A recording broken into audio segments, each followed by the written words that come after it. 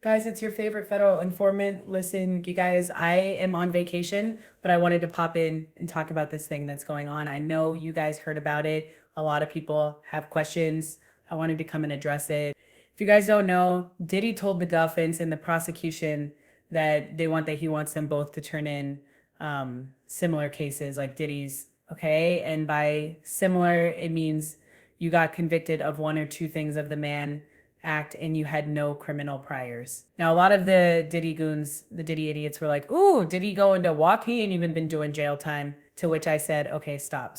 Okay, Diddy might have beat Rico. And it was a crushing it was a crushing blow to victims, to women, for anybody that doesn't stand with abuse, right? Did he beat Rico? But there's more to that story, but let's stick on topic, okay? And apparently the jury said, we don't care what happened with Jane and Cassie, but because you were their boyfriend or their man, I guess you own them and you can do what you want. However, the one thing that kept coming up that a lot of people overlooked was that he was convicted on two major sex crimes. The Mann Act, they are major federal crimes, okay? And I did some research. I talked to my legal people and I took notes. So, whenever I take notes, this is going to be good, okay? Now, what did the judge ask for? He asked for comparable case law or statistics on similar man convictions. Now, first of all, this request is not unusual, but it is never neutral. It usually signals one or two things. One, that the judge is exploring options to justify a lighter sentence or release, especially if they're asking about parole eligibility, probation, or sentencing ranges. Two, the judge is building a case for why Diddy should not get leniency. By establishing how others were treated in similar cases, they could argue that letting Diddy off lightly would be inconsistent or unjustified. So the big question, all right, I'm actually being texted like Tesa. So the big question is what context the judge asks us in. And the thing is, if we look at the Diddy case, this is where things get tricky. The judge has already denied bail and called Diddy violent. He read him to filth. The judge was not happy, okay, and said his community ties made him more dangerous. So it's going to be hard for Diddy to rebrand himself. The judge also has letters from multiple victims who explicitly said he's a threat and allegedly wielded violence as a means of control.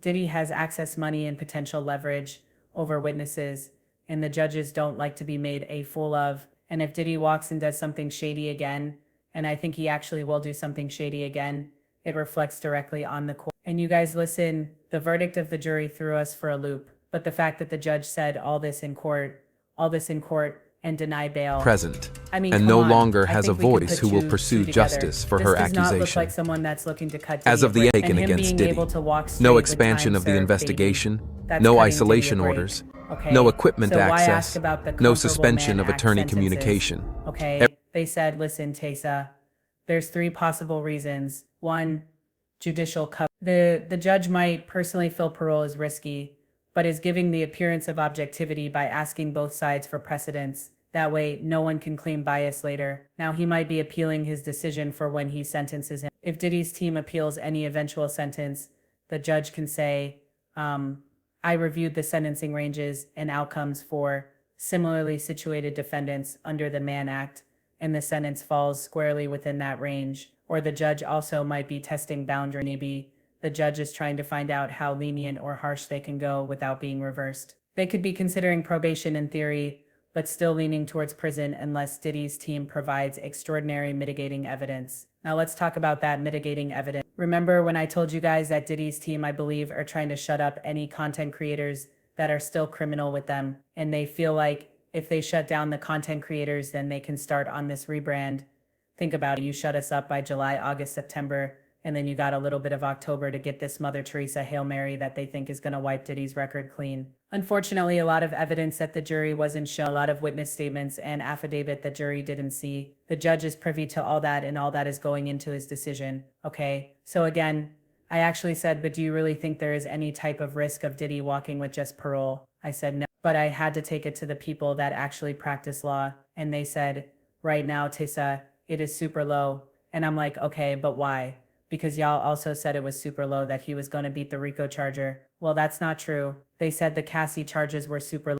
They said, one, the Mann Act is a serious federal charge. And even though it's sometimes used strategically in civil or hybrid cases, Judges take it very seriously when paired with violence and pattern behavior. Judge Aaron, when did he was asking for bail, said not only is he violent, but there is a pattern of violence. Public sentiment, they also will take this, it's low because public sentiment and visibility are sky high, and the DOJ knows this is a credibility test.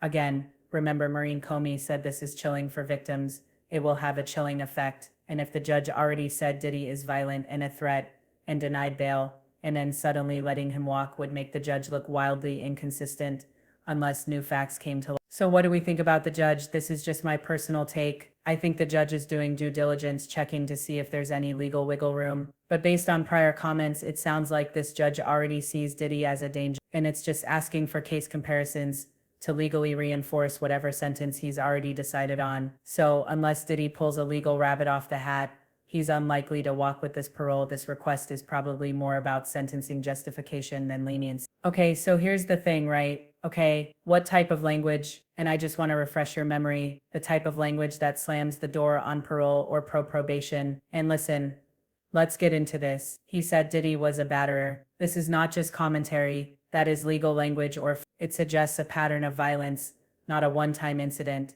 And the judge is accepting allegations as credible and maybe treating them as established facts for purposes of sentencing or bail decision. And it undercuts any claim that did violent behavior is isolated, provoked, or misunderstood. Judges should casually just don't throw out that word unless they want it to stick around on the official record. He also said your client admitted he is violent and tried to preemptively enter a batter program. Present, and no longer has a voice who will pursue justice for her accusation. As of the taken against Diddy, no expansion of the investigation, no isolation orders, no equipment access, no suspension of attorney communication. Violence undercuts any I didn't do it or this was exaggerated. And if the judge believes the omission wasn't just PR but rooted in truth, it justifies custodial sentencing over any community supervision. Okay, now also the judge said this type of violence comes suddenly, quickly, and with no warning. That's a judicial finding of dangerousness. They said that the phrasing means that the judge believes that he is not in control of his violence and that his behavior escalates. It's impulsive and it's unpredictable. Judges use this language to justify detention, especially in bail or sentencing memo. It also implies that even if he's calmed down, he could explode at any moment, which is true, and we can't risk that in the community. That is a direct argument against probation. Now, when you hear all that, I have to ask you, does this sound like a judge that's gonna let Diddy? I mean, let's be serious. Even though I'm scared for the Diddy goons. What are they gonna do? Hold a visual be standing outside with a boombox begging for him to be let out of jail. I can't wait to see this. They said so again.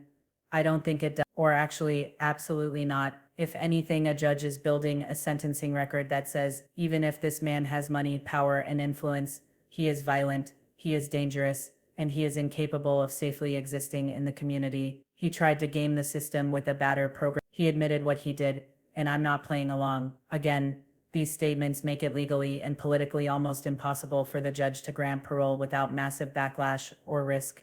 If Diddy reoffends or contacts a victim after release, it's on the court. This isn't a judge looking for an excuse to show mercy. It's a judge locking in a narrative of violence, manipulation, and danger. Any future sentencing or probation denial can be backed by this exact language. So unless something drastic changes, probation or parole is extremely unlikely. You're watching a legal system slowly setting the foundation for a multi-year custodial sentence, or at the very, very least, strictly monitored. Okay, strictly monitored.